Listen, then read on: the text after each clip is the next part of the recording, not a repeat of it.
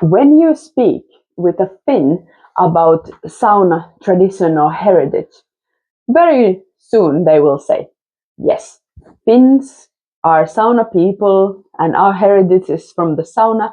Finns were born in the sauna and we died in the sauna. And there is a lot of truth to this. Up to 1950s, it was very common to give birth in the sauna. And sauna was, of course, a very practical place. Sauna was where it was hygienic, we had warmth and warm water available at hand.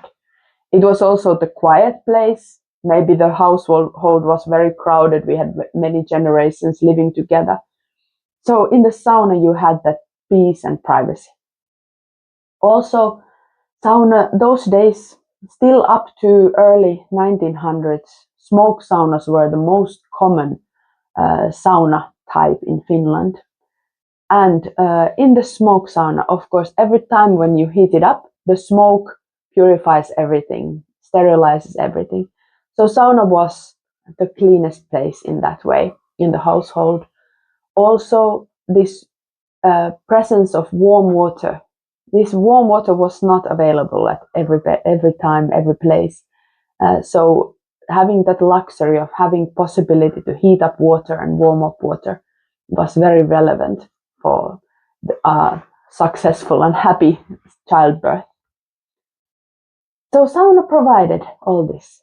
Sauna was a safe, sound, nurturing place where you had warmth and warm water, easily available. Sauna also has a lot of symbolical meaning. Sauna was and is maybe sort of the borderline between the worlds. Sauna traditionally was built a little distant from the main house. It's sort of between the living area and the wild nature. Sauna was maybe by the lake or by the water or by the forest. So a little sort of marking this border. Sauna was considered like the gateway between the worlds. From the sauna, we were born, and through the sauna, then we returned back to the ancestors. And in the sauna, it is said that this curtain between the worlds is a little bit sort of shallow. So there is a chance to connect with the great generations, those before and after you. And sauna is also considered a little bit like that original mother's womb. Sauna is a warm, traditionally also dark and dim space, moist space, a little bit womb-like experience. And then from the sauna again, we are reborn. In the sauna, we experience this small death, this very deep relaxation and sort of burning and sweating away all the old. And then from the sauna, we are reborn. And this, of course, happens at childbirth, through the gateways from this dark and moist and warm womb. Through this gateway, the child is born into this world.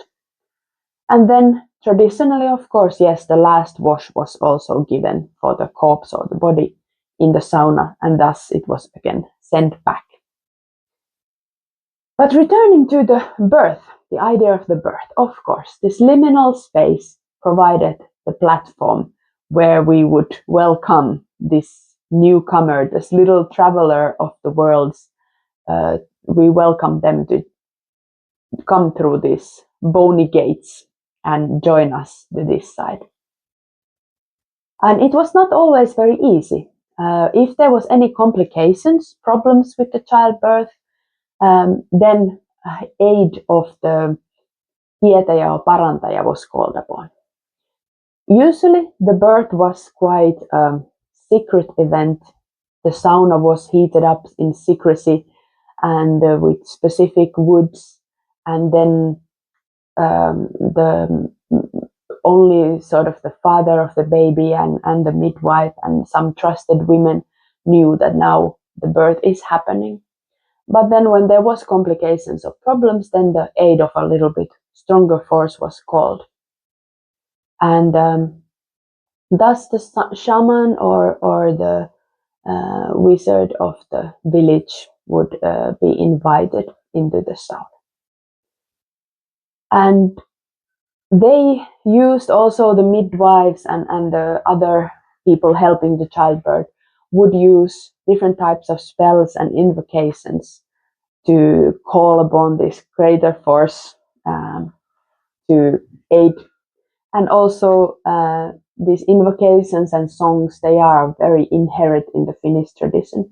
We are rune singing people, and of course childbirth also has its mythological story, which we sort of live through. And by singing these traditional songs, we allow this eternal mythical story to become our story, and we get to live through it. And in these mythical invocations, usually the force that is called upon is this mother of nature, Kaveeukko, who is called to bring the ointment made of the grease or the fat of three different fishes. Fishes, of course, being sort of the original beings of the waters of life, or the sea of life, the sea of the original sea where life is born from, and their fat is this ointment that this Kaveeukko should apply on the bony gates and make the flesh very smooth for the little one to slide through. And different types of ointments was also used, and a lot of descriptions how different types of bathing waters with herbs and vihtas was used to aid the delivery. These shamans and midwives were true herbal healers, so they knew what to do, and different types of aids, practical aids with treatments and bathing waters and warming things up with moist and hot steam, and using the vihta to guide the steam to really soften everything. All these sort of procedures were used. And herbs to aid the birth to be smooth. But then, of course, another character very often called upon to aid with the delivery, with birth, was Ukko. Ukko is the god of thunder, and thunder, the lightning strikes, and it is like marking the new beginning. Thunder, the lightning can ignite a forest fire and thus give the whole forest a new beginning. And Ukko has been called to bring his golden hammer and thus strike and open up, the birth channel, and really help with this. He'll help with his force to get everything to happen. Give that first strike, first push that now is welcome, new baby.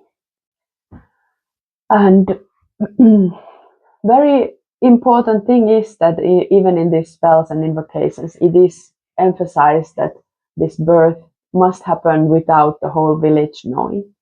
So sacredness is very important part, and traditionally then after the baby is born, the mother and the baby spend in the sauna or in the sort of shelter of being a little bit separate from the rest of the household for anything between 3 days to 4 weeks or even longer. There are variations in this. But anyway, the nesting time after the delivery, you are still in that liminal space. And the mother and the baby are not yet fully separate. They are in that sort of sacred time where they are in that sort of the original bliss. They are there. And then slowly from there, they are invited to return back to their everyday life. But first, they nest for a few weeks. And from there, then they are invited with different types of bathing ceremonies to return back to the everyday life.